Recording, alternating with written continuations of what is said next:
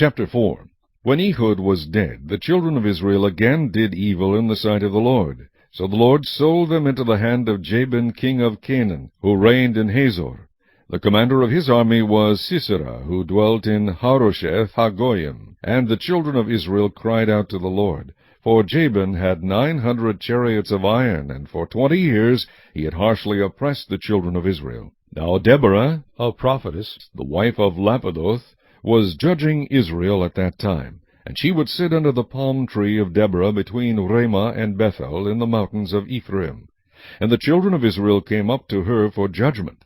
Then she sent and called for Barak the son of Abinoam from Kedesh in Naphtali, and said to him, Has not the Lord God of Israel commanded, Go and deploy troops at Mount Tabor?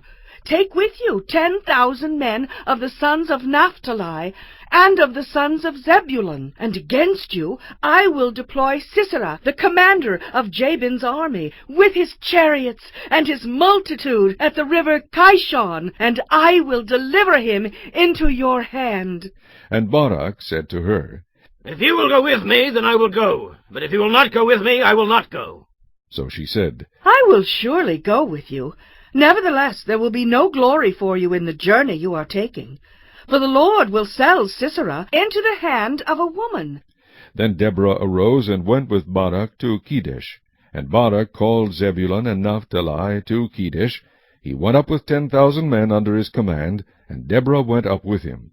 Now Heber the Kenite of the children of Hobab, the father-in-law of Moses, had separated himself from the Kenites, and pitched his tent near the terebinth tree at Zaanaim, which is beside Kedesh. And they reported to Sisera that Barak the son of Abinoam had gone up to Mount Tabor. So Sisera gathered together all his chariots, 900 chariots of iron, and all the people who were with him, from Harosheth Hagoyim to the river Kishon. Then Deborah said to Barak, Up, for this is the day in which the Lord has delivered Sisera into your hand. Has not the Lord gone out before you? So Barak went down from Mount Tabor with 10,000 men following him. And the Lord routed Sisera and all his chariots and all his army with the edge of the sword before Barak, and Sisera alighted from his chariot and fled away on foot. But Barak pursued the chariots and the army as far as Harosheth Hagoyim, and all the army of Sisera fell by the edge of the sword. Not a man was left. However, Sisera had fled away on foot to the tent of Jael, the wife of Heber the Kenite, for there was peace between Jabin, king of Hazor, and the house of Heber the Kenite. And Jael went out to meet Sisera, and said to him, Turn aside, my lord. Turn aside to me. Do not fear. And when he had turned aside with her into the tent, she covered him with a blanket. Then he said to her, Please give me a little water to drink, for I am thirsty. So she opened a jug of milk, gave him a drink, and covered him. And he said to her, Stand at the door of the tent, and if any man comes and inquires of you and says, Is there any man here?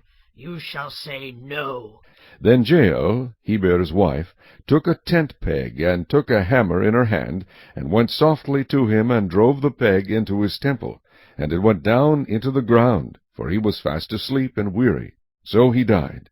And then, as Barak pursued Sisera, Jael came out to meet him, and said to him, Come, I will show you the man whom you seek. And when he went into her tent, there lay Sisera dead with the peg in his temple. So on that day God subdued Jabin king of Canaan in the presence of the children of Israel. And the hand of the children of Israel grew stronger and stronger against Jabin king of Canaan, until they had destroyed Jabin king of Canaan.